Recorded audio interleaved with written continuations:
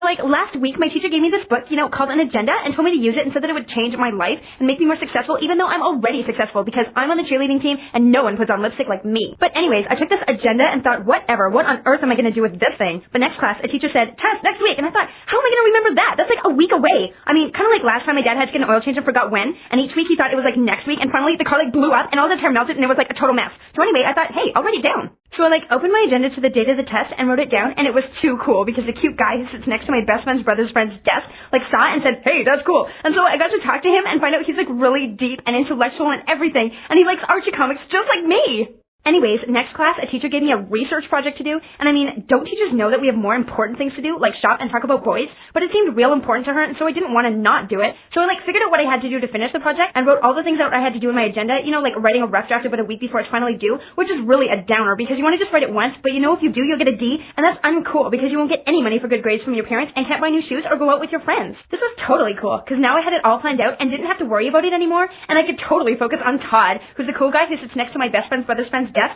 and is really cute and doesn't know yet that I'm his dream date. Hopefully not soon enough. It'll just take a bit of planning. Next class was sweet because we had a sub who didn't know what we were supposed to be doing but was totally uncool because she gave lots of work that was all due tomorrow, and everyone was freaking out because no one remembered anything she had assigned. But it didn't matter because I just wrote it down in my agenda and I didn't have to remember.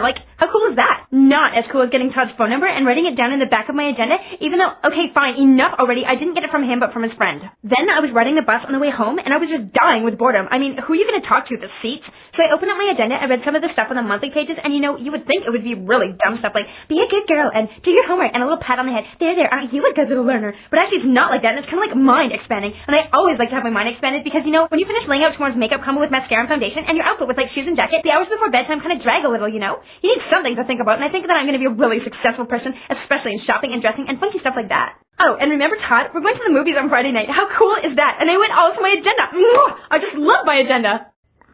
This has been a Premier Agenda's Quick Study, brought to you by Premier Agenda's Quick Studies. Are you a quick study? You are if you use your agenda.